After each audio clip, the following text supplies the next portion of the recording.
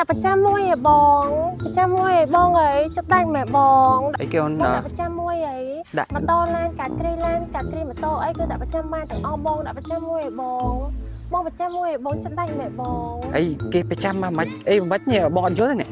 របស់ទ្រព្យដែលមានតម្លៃ$100ជាង$200ជាងបងក៏អាចចូលមកដាក់បញ្ចាំនៅក្រុមហ៊ុន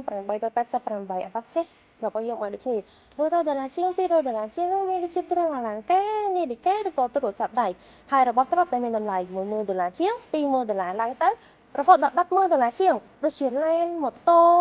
កង់3កាត់ទ្រីឬក៏អចលនទ្រព្យផ្សេងៗផ្ទះប្លង់ដីប្លង់ផ្ទះបងក៏អាចយកមកដាក់បញ្ចាំនៅក្រុមហ៊ុនរបស់យើងបានដូចគ្នាទទួលបាននូវការប្រាក់ដ៏ទាបបំផុតដែលមិនធ្លាប់មានពីមុនមកឯកសារងាយៗលឿនរហ័សទាន់ចិត្តហើយជាពិសេសយើងនឹងទទួលបានអត្ថប្រយោជន៍ជាច្រើនត្រឡប់ទៅវិញ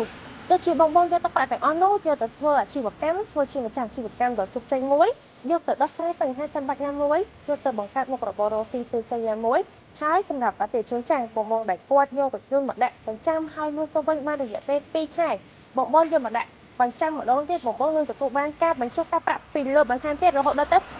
0.3%ជាមួយនឹងការ free ជូនលើសេវារដ្ឋបាលសម្រាប់ព័ត៌មានបន្ថែមបងអាចធ្វើការឆាតចូល page ដើម្បីវាយតម្លៃទ្រព្យបញ្ចាំរបស់លោកអ្នកតាមរយៈ Telegram ឬក៏ទំនាក់ទំនងមកកាន់លេខទូរស័ព្ទ087 632 830និងមួយខ្សែទៀត017 262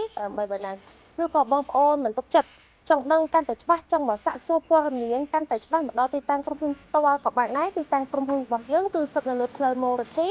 បងប្អូនជិះចេញពីរង្វង់មកខាងតូប្រហែលជា1គីឡូម៉ែត្រជាងមកត្រង់រហូតមកកាន់ស្តុកម៉ាក្រូបងប្អូននឹងឃើញការបញ្ចាំរបស់យើងនៅខាងស្តាំដៃជាប់នឹងបរិយាពេញពុតដោយសារខួបទៅទៀតអញ្ចឹងជួបគ្នានៅក្នុងវីដេអូក្រោយទៀតបាយបាយ